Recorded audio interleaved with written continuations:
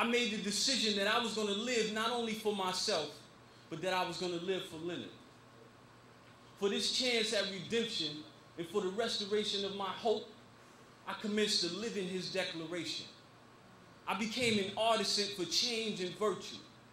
I began taking programs like victims awareness counseling and breaking barriers in order to work on my humanity, in order to become more in touch with my feelings. And as my empathy began to grow, I started taking on more teaching and facilitating positions.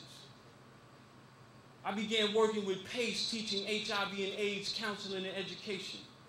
I became a facilitator for the Alternatives to Violence program, and I took a job working with transitional services so that I could work with the men when they first come upstate and then again right before they're released. I created a support group for incarcerated men ages 21 and under in order to give them an alternative to the negative laws of prison, to show them through my words and actions that there still is hope. It is an indescribable feeling to see the young men in my group, 18, 19, 20 years old, starting to make positive choices, starting to take strides for the betterment of themselves and the betterment of their environment. I believe that I'm making a difference when I share my experiences with these young men. And I believe that I'm making a difference when I share my experiences with the young people from the surrounding communities that come inside of the prison with the Youth Awareness Program. Through this program, I'm able to catch a number of young people before they make that one bad decision that can destroy so many lives.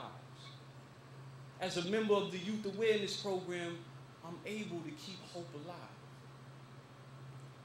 I owe a tremendous amount of my effectiveness to Hudson Link and their supporters.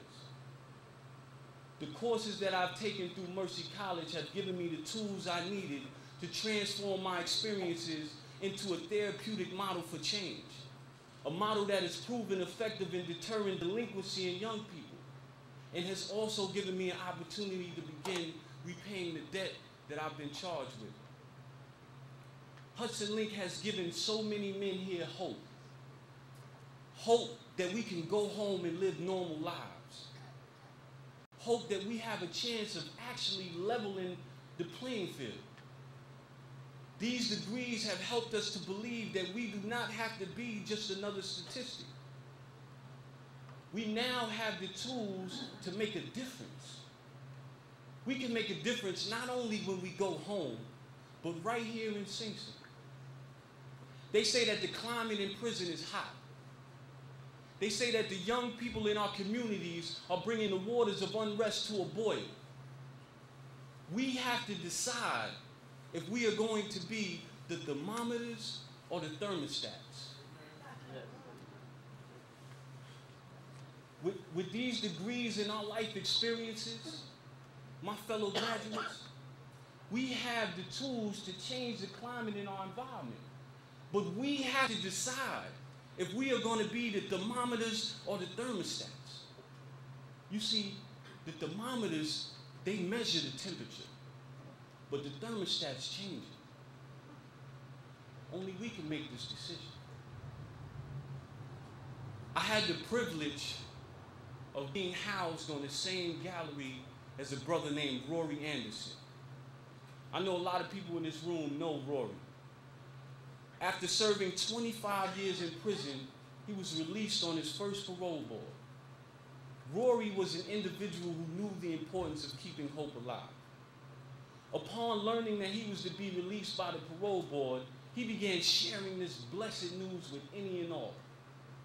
I remember we were in the mess hall and he was sharing the news with people, and a man came up to him and said, "Hey, Rory, you can't go around telling people that you made the parole board. Somebody might get jealous and try and mess up your release date." You know, Rory gave pause and really considered this man's words. Me, unable to hold my tongue any longer, jumped straight into their conversation, which is actually a no-no in prison, but I couldn't allow this man to steal our joy. I told him, I said, this is a victory for all of us. People are starting to believe that we have a chance of making the parole board again. You have to share this joy. Rory looked at me and said, you know, you're right. We have to keep hope alive. It was at that moment that I truly understood how powerful hope is. Leonard's father knew how powerful hope is. He knew that hope was more than just a word. He knew that hope was alive and living. You see, hope has hands. Hands that can reach down and pick you up when you fall. See, hope has eyes. Eyes that can see opportunity and success when it's just beyond the horizon. Hope has ears. Ears that can hear opportunity knocking when the radio of disappointment is turned up loud. Hope has a voice that yells out, you're better than this. You can beat this. When the clouds of doubt begin to form overhead. And hope also has a heart that pumps love when you feel lost and alone. Hope is definitely alive. Now, I know that my mother is going to disagree with me on this one, but I cannot remember ever doing anything to make you proud. I can understand being a parent why she would disagree, because we tend to take pride in the smallest accomplishment that our children make. We beam with pride when the baby goes poop in the toilet by itself. So I can understand how she would disagree. But that's not the type of accomplishment I'm talking about. I've never done anything that you can brag to your friends about. It hurts me to think of how you must feel when you're at the supermarket or the beauty parlor, or you're at church and the other parents start to brag about the accomplishments of their children.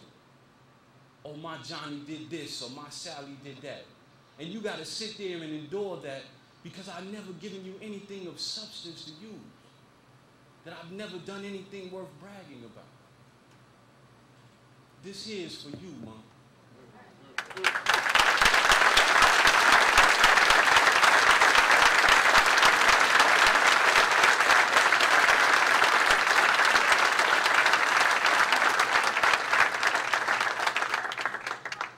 This is something that you can be proud of.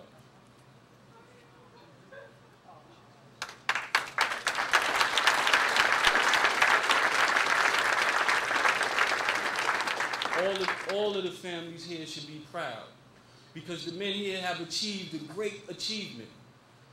We have turned these stumbling blocks into stepping stones, and we have accomplished something that so many people said that we could never do. It's important that we rejoice in this and we share this joy, because by sharing this joy, we inspire people. And when we inspire people, we keep hope alive. And that's what we need to do, keep hope alive. Thank you.